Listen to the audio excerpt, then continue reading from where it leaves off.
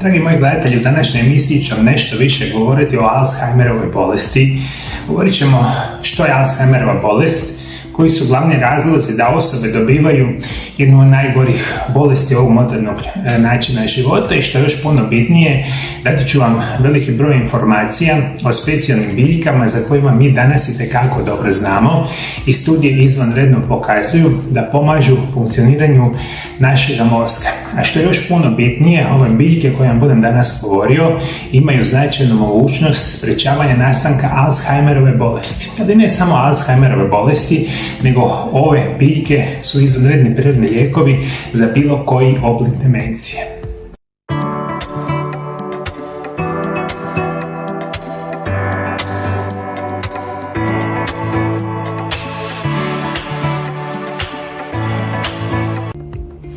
I u današnjoj emisiji vam specijalno želim govoriti da saznate što je zapravo Alzheimerova bolest. A što se tiče samih prirodnih biljaka, razmišljajte da ćete dobiti ne samo informacije koje su ovo biljke, nego ćemo dati točne preporučene dnevne doze kako bi vi ove biljke trebale koristiti ukoliko želite spriječiti jednu od najgorih bolesti modernog čovjeka. Alzheimerova bolest je bolest mozga koja uzrokuje progresivno opadanje pamćenja, razmišljanja i sposobnosti zaključivanja. Prema podacima Svjetske zdravstvene organizacije, Alzheimerova bolest je najčešći oblik demencije te čini do 60-70% svih slučajeva demencije. Radi se o neizlječivoj bolesti koja najčešće zahvaća osobe starije od 65 godina. Alzheimerove bolesti ne mora prethoditi nikakav događaj. Može doći sama od sebe, no u mnogim slučajevima može biti pokrenuta značajnim životnim događanjima poput odlaska u mirovinu i boravka u bolnicu. Simptomi se javljaju postepeno tijekom perioda od nekoliko godina i u svom intenzitetu kao i pojavnosti znatno variraju od osobe do osobe. Prvi simptom koji se pojavljuje obično je zaboravljivost za nedavne događaje uz relativnu očuvanost dugoročne memorije. Upravo zbog postupnog i neprimjetnog pogoršanja ove smetnje se u početku vrlo često pripisuju normalnom starenju, što je velika greška. Naime, Alzheimerova bolest je progresivan poremećaj u okviru kojega se tijekom vremena javljaju kognitivne smetnje i psihičke promjene koji značajno narušavaju samostalnost bolesnika. I ono što vi morate itekako dobro znati, demencija se smatra jednim od ovih najgorih bolesti modernog čovjeka. Oblika i vrsta demencije ima puno, ali daleko je najučestalija i u najvećem broju slučajeva se javlja Alzheimerova bolest. U enormne porastu u zadnjih 30 godina, a upravo i situacija koja bude malo kasnije priča. Isto tako morate voditi računa. Rekli smo da sama Alzheimerova bolest dolazi prilično čudnim, ajmo reći, simptomima gdje vi u velikom broju slučajeva vi ne prepoznajete da je sama demencija ili Alzheimerova bolest u pitanju. I kada govorimo o kognitivnim simptomima koji se javljaju, prvenstveno su smetnje epizodne memorije koje se manifestiraju kao zaboravljanje nedavnih događanja, učestalo ponavljanje istih pitanja, zaboravljanje dogovora, zametanje stvari i sl. Također može biti otežano donošenje odluka već u ranijim fazama bolesti. Tijekom vremena bolesnici postaju dezorijentirani u vremenu. Ne znaju dan, točan datum ili godinu i prostoru, te više nisu u mogućnosti pronaći put do kuće. U kasnijim fazama bolesti javljaju se simptomi poput neprepoznavanja bliskih osoba i znatno otežane verbalne komunikacije. Psihijatrijske promjene su prisutne od samog početka bolesti u vidu sniženog raspoloženja i gubitka interesa za aktivnosti koje su bolesnike nekada veselile. Napredovanjem bolesti, poremećaj ponašanja i raspoloženja postaje sve izrazitiji, što povećava teret starenja ovim bolesnicima. Javljaju se simptomi socijalno neadekvatnog ponašanja, poput uznemirenosti, verbalne i fizičke agresije, razdražljivosti, optuživanja bliskih osoba i promjene ciklusa spavanja. Osobama koje skrbe o bolesniku najteže padaju upravo ovi simptomi i psihijatrijske promjene su najčešći razlog socijalizacije bolesnika. Nažalost, osobe i vi možda koji već imaju te iskustva samom bolesti. Ajde komentirajte ispod kakva su vaša saznanja, koji su možda vaši najbliži imali specijalne simptome same demencije, pa pišite malo dolje ispod video zapisa. Mislim da veliki broj osoba je htio čuti iz prve ruke ono što se zapravo događa. Nikako nije lako, naravno niti samo osobi koja ima Alzheimerovu bolest, a i još specijalne možda onim ukućanima, bliskim rođacima koji se moraju brinuti za takvu osobu i u najgorim situacijama, nažalost, ovakve osobe moraju jednostavno biti institucionalizirane jer nisu u stanju biti u nekom okruženju gdje nisu sigurne i gdje sami ukućani nisu u stanju se brinuti za takve osobe. Kognitivni i psihijatrijski simptomi negativno utječu na funkcionalnost ovih bolesnika, te oni razvijaju niz poremećaja u obnavljanju svakodnevnih aktivnosti, poput poteškoće baratanja s novcem, održavanja osobne higijene, odijevanja, kontrole mokrenja i sl. Te postoje sve ovisnije o tuđoj pomoći. Ovisno o samostalnosti bolesnika, napredovanje Alzheimerove bolesti se može pratiti kroz 3 stadija: blage, umjerene i uznapredovale. U uznapredovalnim fazama bolesnik je potpuno vezan za krevet i ovisan o tuđoj pomoći. Ovu bolest je prvi otkrio njemački znanstvenik Alois Alzheimer 1906. godine. Iako se nekad smatra psihološkom bolesti, danas sve više povezujemo sa degenerativnim bolestima mozga. Živčana vlakna, koja obavijaju hipokampus, dio mozga odgovornog za pamćenje, sa pojavom ove bolesti se počinju ispreplitati i zbog toga se informacije ne mogu jednostavno prenositi sa jednog na drugi dio mozga. Nova memorija se ne može formirati, karakteristični plakovi na mozgu se pojavljuju. Ovi plakovi sadrže kemijsku supstancu koja se naziva beta-amiloid, plakovi se počinju nakupljati i oštećuju mozak. Generalno, Alzheimerova bolest ili bilo koji oblik demencije prvo napada vaš centar u mozgu koji je odgovoran za memoriju i pamćenje. Zato se svi po redu oni simptomi itekako javljaju i nažalost ključ kao i u svemu. Ako ste malo prije shvatili, postoje specifični situacije na mozgu koji aktiviraju Alzheimerovu bolest. To će biti prije svega ovi problemi sa neuronima u mozgu, a druga situacija će biti sa ovim specijalnim plakovima. I postoji nešto što se naziva beta-amiloid, specijalna vrsta supstanci za koje znanstvenici su otkrili da u mozgu počinju kidati, ajmo tako reći, normalne funkcije mozga, specijalno dio onoga mozga za pamćenje. Zato morate mi shvatiti, sad dobro mi pratite ovaj dio emisije, govorit ću vam što zapravo dovodi do toga da vi prije svega dobivate Alzheimerovu bolest ili bilo koji oblik demencije. Uzroci nastanka Alzheimerove bolesti su prije svega starost. Što ste stariji, to je veći rizik od razvoja demencije. Alkohol, konzumiranje umjerenih alkoholnih pića mogu bi vas itekako dovesti do toga da dobijete Alzheimerovu bolest. Najbolje je izbjegavati alkohol u potpunosti. Drugo što morate voditi računa će biti ateroskleroza. Kada se masti i kolesterol nakupljaju u arterijama i upara zgrusne stijenke krvnih žila, vaš mozak ne može primiti krv koja mu je potrebna.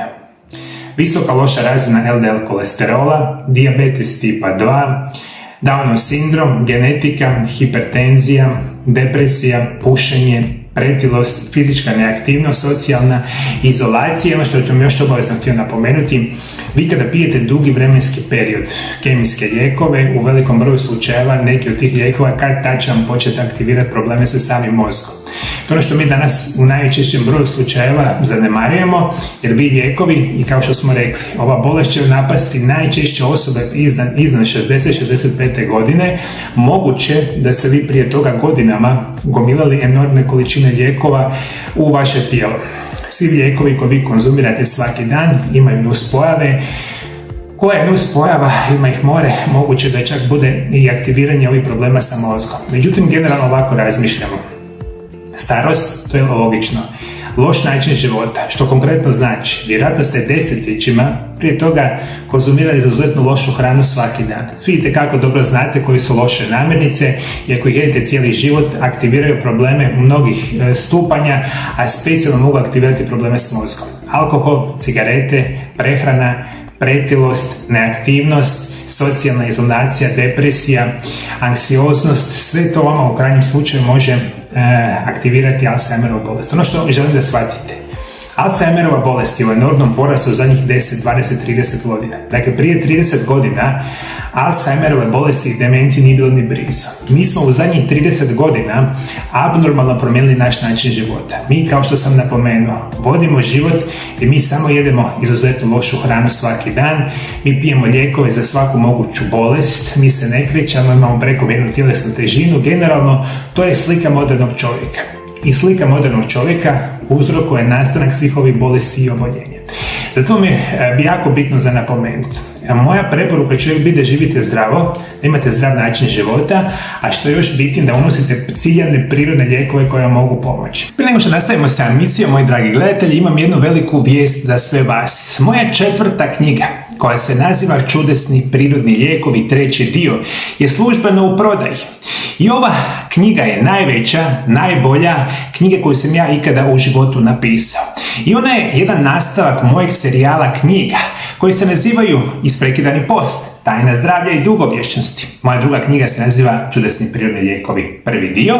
I naravno 3. knjiga se naziva Čudesni prirodni lijekovi, 2. dio. I ova nova knjiga, to je dio serijala moje 4 knjige, gdje ja vas učim o najboljim prirodnim lijekovima, o nutricionizmu, na preko 1000 stranica, kako da spriječite, liječite najgore bolesti modernog čovjeka na potpuno prirodan i siguran način. Imam još jednu veliku vijest. Ove sve moje 4 knjige od sada su dostupne na čak 11 stranih jezika. I vi danas moje knjige možete kupiti na rumunjskom, engleskom, njemačkom, talijanskom, grčkom, poljskom, bugarskom, slovačkom, turskom, francuskom i španjolskom jeziku. Sve knjige se odmah mogu kupiti na internetskoj stranici Mariolab.hr i ona kao takva je prevedena na ovih 11 stranih jezika. Samo vodite računa, na ovim prevedenim stranim jezicima knjige nisu dostupne kao tiskana knjiga, nego u formi e-knjiga. A što su e-knjige? To su one knjige koje vi kupite sada u obliku elektronskog oblika, naravno sami knjiga, i one vama dolazi direktno na vašu e-mail adresu i vi onda takve knjige čitate putem mobitela, tableta, kompjutera i dolazi u roku nekoliko dana. Sve knjige su prevedene na 11 stranih jezika, nova je knjiga naravno na hrvatskom dostupna i u tiskanoj verziji. I odite na internetsku stranicu, kupite knjige. Svi koji ne znate kupiti knjige, javite se u moju ordinaciju na brojeve telefona +385 98 91 79 200 i mi ću vam, drage volje, vas uputiti kako da kupite moje knjige o čudesnim prirodnim lijekovima. Moja preporuka danas biti ovako. Koji prirodni lijekovi vam mogu pomoći? Prije svega, Butcher's Broom bodljikava veprovina. Botanički naziv Rhus elatus je član obitelji ljiljana. Biljka također ima mnogo zajedničkog s biljkom šparoga. Obično se mlade stabljike i korijeni koriste za stvaranje dodataka prehrane.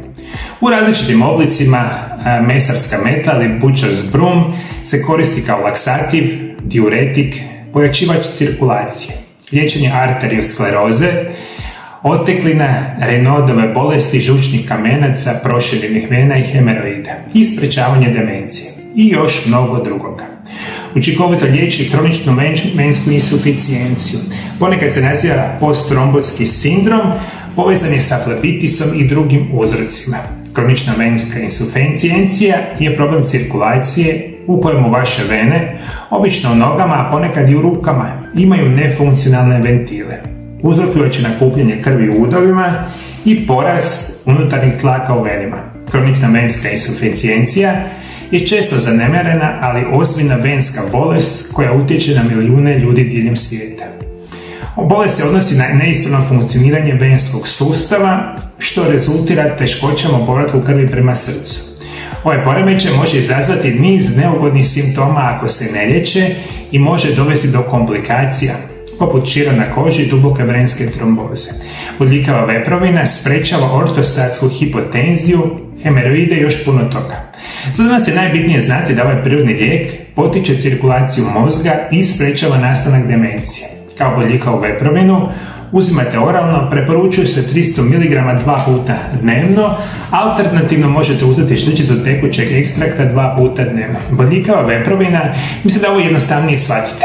Ovo je jedan od onih biljaka koji izvanredno potiče zdravlje vašeg cirkulatornog sustava. Ako ste me malo prije pratili, shvatili ste da jedan od glavnih razloga zašto dobivate samu demenciju može biti ateroskleroza ili jako loše funkcioniranje vaše cirkulacije krvi u mozgu. Jer vama normalna cirkulacija krvi u mozgu sprečava nastanak demencije. S druge strane, kada ova situacija nije prisutna, onda imate problema sa potencijalnim nastankom demencije. Bitno mi je za reći, bodljikava veprovina u studijima pokazuje prilično velike informacije i ja mogu reći jako dobar način sprečavanja nastanka demencije. I puno ovih drugih bolesti što smo rekli. Specijalno je bodljikava veprovina ili butcher's broom na engleskom bitna, rekli smo, za cirkulatorni sustav, za probleme sa recimo tlakom, cirkulacijom, dubokom venskom trombozom i sličnom. Međutim, ovo je jedan od onih preporučenih biljnih lijekova koja vam može sprečavati nastanak demencije. Kupujete ga u formi kapsula, tableta, praha, čajeva, imate ovu opciju kupiti u internetskim dućanima zdrave hrane. Moja druga preporuka će biti nešto što se naziva ginkgo biloba. Ginkgo biloba, također poznate kao biline vlasti, postoji preko 190 milijuna godina i time nosi status najstarije preživjele vrste drveća na zemlji. Ova drevna biljka djeluje na poboljšavanje iskoristivosti kisika i tako poboljšava pamćenje, koncentraciju i druge mentalne sposobnosti.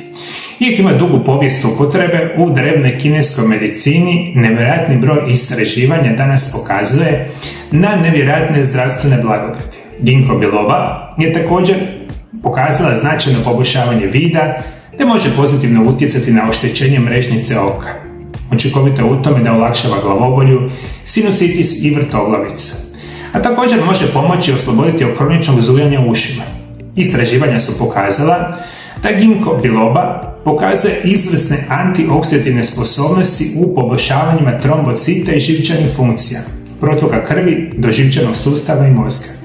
Do sada je provedeno puno istraživanja o ekstraktu lišća ginkga bilobe, pogotovo u Njemačkoj i Francuskoj, te je pokazala značajnije rezultate u liječenju Alzheimerove bolesti, cerebralne ateroskleroze, gluhoće, demencije, depresije, Raynaudovog sindroma, bolesti krvožilnog sustava i mnoge drugi moji dragi gledatelji. Za ovu biljku je veliki broj vas čuo. Međutim, vi nju niste na kraju krajeva nikada ni čuli koje imaju iznimne zdravstvene blagodati. Ovo što sam ja u jako kratkom vremenskom periodu rekao, to je jedan minimalan dio informacije što znamo o ginkgo. Dakle, ginkgo biloba je biljka koja je poznata tisućama i puno više godina unatrag, koristi se iz mnoge zdravstvene blagodati. Međutim, ovo je od jedan od onih biljaka koji vama poboljšava funkcioniranje vašega mozga. Memorija, pamćenje, koncentracija, djeluje protiv sprečavanja onih problema kao što sam malo prije napomenuo, onih specijalnih plakova ili beta amiloida u vašem mozgu. I isto tako sprečava one probleme kao što sam malo prije napomenuo, vezane sa živčanim funkcijama. Dakle, ginkgo vam je jedan od onih izvanrednih prirodnih biljaka koji pomaže za funkcioniranje samog Alzheimerove bolesti i demencije. Ono što isto tako morate znati. Interakcije sa lijekovima. Moguće da ovaj ekstrakt može komunicirati sa određenim lijekovima, uključujući antikoagulanse i antitrombocitna sredstva. Potencijalno može ometati oporavak od ozbiljnih operacija i ozbiljnih ozljeda. Nemojte koristiti ovaj dodatak prehrani ako uzimate lijekove, uključujući razređivače krvi kao što su varfarin, aspirin, antidepresive i brufen i talonelo. Uvijek je dobra ideja držati se preporučenih doza, a također ih spomenuti svome liječniku ako uzimate druge recepte, pripremate se za operaciju ili se borite sa bilo kakvim kroničnim poremećajem da način potencijalno ne javljaju opasne interakcije. Koristi i doziranje. Ginkgo možete pronaći u kapsulama, tabletama, tekućem ekstraktu ili suhom obliku lista u većini trgovina zdrave hrane. Može potrajati između 4 do 6 tjedana da biste vidjeli bilo kakve učinke ginkga ovisno o stanju koje pokušavate liječiti. ovisno o stanju. Doze mogu biti od 40 do 360 mg dnevno, a doza između 120 i 240 mg dnevno podijeljene u zasebne dnevne doze više puta dnevno i to se uzima na duži vremenski period. Ono što želim, moji dragi gledatelji, da shvatite, nevjerojatno je bitno raščlaniti dvije bitne situacije. Vi, nažalost, ne smijete uzimati kemijske lijekove, odete kod vašega doktora i vaš doktor će vam napisati 5-10 lijekova koje vi pijete i onda vi usto pijete prirodne lijekove. To ne smijete raditi iz raznih situacija. Prvo, što veliki broj tih lijekova može komunicirati jedan sa drugim i kada uzimate dva lijeka, prirodni koji nema nuspojava, drugi kemijski koji vam značajno ima nuspojava i kad vašemu tijelu se oni počnu aktivirati, morate imati problema. Generalno, morate razmišljati ili zdrav način života i prirodni lijekovi ili kemijski lijekovi koji vam preporučuju u bolnicama vaši doktori. Vi zajednički ništa ne smijete raditi, a specijalno ne smijete raditi ništa na pamet. Ove informacije koje vam danas pričam je vezano za ove osobe koji želite prevenirati nastanak Alzheimerove bolesti, što je najbolje. Dakle, ne pijete lijekove, živite zdravo, uzimate ginko, izvanredna situacija. Sad ću vam govoriti o trećoj biljci za koju vas 99% osoba nikad nije čuo. Međutim, ovo je jedna od najboljih biljaka na svijetu što postoji i vezana je specijalno po svim studijima za sprečavanje nastanka Alzheimerove bolesti. Moja treća preporuka je Gianceng Ta, Cupertilla serrata ili Huperzin A. Huperzin A je dodatak prehrani koji se koristi u proizvodima za podršku memorijskim performansama i kognitivnim funkcijama. Posebno postoji veliko zanimanje za njegovu učinkovitost u liječenju Alzheimerove bolesti. Koristi se za jačanje pamćenja, zaštitu mozga od oksidativnih oštećenja, suzbijanje depresije. Što je Huperzin A ili Cupertilla serrata? Prirodni alkaloid koji potiče iz Kine. Kineska alternativna medicina već ga dugo koristi u medicinske svrhe. Ova drevna biljka ima hibridni identitet kao prirodno sintetički, što znači da prirodni spoj koji se mora sintetizirati, ekstrahirati kako bi dobili zdravstvene učinke na ljude. Kako Huperzin A djeluje na zdravlje mozga? Huperzin A potiče proizvodnju acetilkolina koji poboljšava memorije i pamćenje. Mnoge neurodegenerativne bolesti povezane su sa neadekvatnom funkcijom acetilkolina u mozgu. Oksidativno oštećenje jedan je od najčešćih okidača gubitka memorije i demencije. Istraživanja pokazuju da uzimanjem Huperzina A možete poboljšati oksidativnu ravnotežu u središnjem živčanom sustavu. Studije pokazuju da Huperzin A lako prelazi krvno-moždanu barijeru kako bi se učinio bioraspoloživim u mozgu.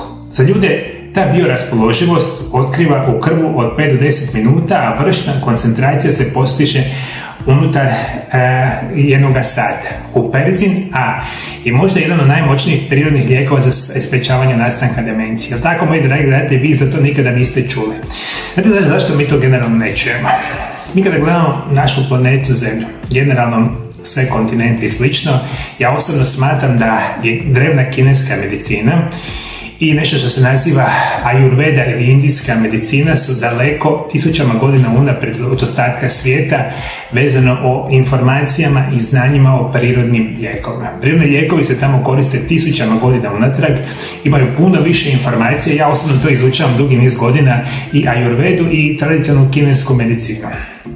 Međutim, što mi danas imamo jednu veliku sreću. Sve ove prirodne lijekove koje vama pričam, ja vam ne pričam radi toga što vi njih ne možete nigdje kupiti. Oni se svi itekako danas mogu lako kupiti putem dućana zdrave hrane. Specijalno morate razmišljati da budu visoko kvalitetni prirodni lijekovi. Kao što se naziva Huperzin A, ovo je jedna od onih informacija od specijalne biljke iz Kine koji može značajno pomoći zdravlju vašega mozga i spriječiti nastanak Alzheimerove bolesti. Koji su zdravstvene blagodati Huperzin A? Najpoznatiji je po liječenju Alzheimerove bolesti. Huperzin A također može djelovati na druge vrste demencija. Međutim, studije također pokazuju da i kod zdravih osoba potiče bolji rad mozga, brže i kvalitetnije pamćenje, te fokusiranje na svakodnevne aktivnosti. Huperzin A posebno je učinkovit kada je u pitanju sprečavanje kognitivnog pada, pomaže u zaštiti mozga od oksidativnih oštećenja koja prate problem mentalnog zdravlja povezane sa dobi pacijentima s Alzheimerovom bolesti. Parkinsonovom bolesti i drugim oblicima demencije. Osim toga, klinička ispitivanja također pokazuju da huperzin A može pomoći kod problema sa kognitivnim funkcijama, poput moždane magle, mentalnog umora. Huperzin A potiče bolji i kvalitetniji san, smanjuje simptome depresije, čak je potencijalan lijek za mijesteniju gravis. Ali da ovo sve jednostavno shvatite, huperzin A je nevjerojatan prirodni lijek za zdravlje vašega mozga. Vi kad njega uzimate, praktično bez nuspojava, vaš mozak puno bolje radi, puno bolje pamti, puno veća je koncentracija i što je još bitnije, sprečava nastanak onih problema sa dijelom mozga koji je vezan za samo pamćenje. Kao što smo rekli na početku emisije, Alzheimerova bolest i demencija prvo napada centar za pamćenje. I zato imate sve one katastrofalne probleme koje kasnije idu. I svi koji možda imate osobu koja već ne pije nikakve lijekove kemijskog tipa za Alzheimerovu bolest, jer za Boga miloga danas ne postoji 100% prirodni lijek za Alzheimerovu bolest. Međutim, jako je velika razlika uzimati kemijske lijekove sa nuspojavama i prirodne lijekove koji nemaju nuspojava. Ovo je jedan od najboljih prirodnih lijekova što mi danas znamo, specijalno vezan za Alzheimerovu bolest. Kako uzimati huperzin A? Huperzin A je tvar ekstrahirana iz mahovine biljke koja se naziva Huperzia serrata. Huperzin A je dodatak brzog djelovanja, obično dostupan kao kapsule i tablete, a možete ga dobiti i u obliku ekstrakta u prahu. Za liječenje Alzheimerove bolesti ili mijestenije gravis, huperzin A je također dostupan kao injekcija. Maloprodajni dodaci obično se daju između 50 mikrograma i 200 mikrograma huperzina A po dozi. Mnoga klinička ispitivanja to potvrđuju, da doza 200 mikrograma sigurna je za upotrebu. Kod demencije preporučeno je doziranje između 50 do 200 mg koje se uzima 2 puta dnevno. Huperzin A je spoj topiv u vodi, tako da ga ne morate uzimati uz obrok. Preporučuje se koristiti ga 2 do 3 puta tjedno. Slušajte me, moji dragi gledatelji, ovo je ekstremno bitno i generalno kada razmišljate o zdravlju. Ogromna većina dodataka prehrane koje vi kupujete su kompletno smeće, jer vama industrije reklame nameću da vi kupujete i prirodne lijekove koji nemaju nikakav utjecaj na vaše zdravlje. Problem je saznati koji prirodni lijek je kvalitetan prirodni lijek. I da ovo još jednostavnije shvatite. Nakon 25 godina izučavanja prirodnih lijekova, ja bih vam rekao da 95% proizvođača koje vi danas kupujete su jako loši prirodni lijekovi. Tako kao što sam danas pričao. Imate 3 prirodna lijekova za moju današnju informaciju. Butcher's Broom ili bodljikava veprovina, ginkgo biloba i ovaj huperzin A. Morate ga kupiti u najčišćim organskim formama od najboljih svjetskih proizvođača. Ove vrste prirodnih lijekova proizvodi stotine proizvođača. Velika većina su njom kompletno smeće, to ne bi trebali kupovati. Zato trebate informacije imati koji je prirodni lijek vrhunski, koji je organskog podrijetla i koji je najbolji svjetskih proizvođača. I onda ako živite zdravo i koristite ove prirodne lijekove, imate šansu poboljšavanja i sprečavanja nastanka demencije. Još jedna informacija za kraj. Koje su potencijalne nuspojave huperzina A? Huperzin A proizvodi smatraju se sigurnima za upotrebu samo za kratkoročno manje od 3 mjeseca.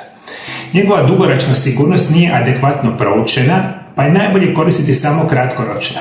Klinička istraživanja pokazuju da huperzin A je siguran za uzimanje u regularnim dozama od 12 do 24 tjedna kada se koristi za liječenje Alzheimerove bolesti. Kad se uzima u količinama preporučenih nema dokaza, za huperzin A predstavlja bilo kakve ozbiljne nuspojave. Međutim, mogu postojati nuspojave kada prekoračite dozu, uključujući mučninu, povraćanje i proljev. Ostale nuspojave uključuju inkontinenciju, slinjenje, trzanje mišića, suha usta, vrtoglavicu, visoki krvni tlak i spor rad srca.